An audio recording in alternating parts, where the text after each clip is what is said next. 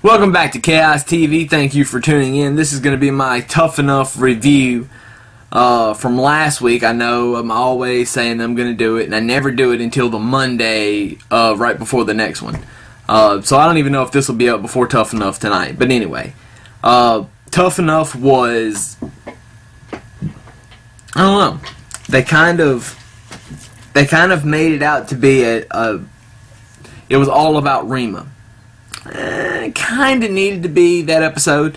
Little known fact to those of you who haven't read already, since it's been all over the internet, Rima had, either broken or fractured ribs while she was taping Tough Enough because Michelle botched a move or a dozen, and it hurt her, and she fractured her ribs. So now, when Bill DeMont sat on her last week and she yelled out, well, I don't know that they showed that or not, but she was yelling in pain a couple of times. That's why. That's why. Because it's crazy. It's just crazy. I will say that she was trying, and she was doing what she needed to do. I mean, you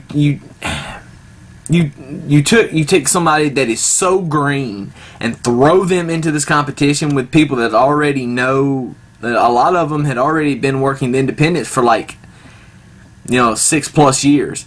So she was coming along nicely as far as being put into that spot. I mean, you couldn't have asked her to just jump in and just be like the greatest performer ever, or being able to pick up everything. Wrestling is not a business that you can learn speedily. Is that the right word? Speedily? You can't rush training in professional wrestling, because what happens is when you do, say that I train somebody, which I've done, and you go through training in 6 weeks. You can't have somebody trained properly in 6 weeks unless you know that they can learn it and pick it up later. A lot of things, especially on the independents, you pick up in ring. Because the way that we always done it, well, the guys that I wrestled anyway, we never made out this whole big, hardly ever, made out this whole big match where we knew step by step what we were going to do. We just kind of improv'd it in the ring. Because we knew what we were doing, so there was no reason to sit back and talk about it for a long time. Unless it was like a big match for a title, and it was like a feature match on the card, and a lot of people were looking forward to it. Then we kind of talked about it. Other than that, nah, we didn't really do anything. But for you to be thrust into that kind of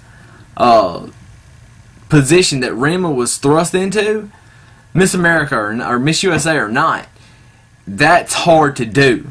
Okay, that's hard to do. And she lasted longer than a couple of others who had claimed to be in the business for years. So you got to give her props. With that being said, as far as the competition goes, I'm glad she's gone, because now you're getting it down to who needs to be there the most, And as far as I'm concerned, there's 2 or 3 that could win this. That could really win this competition.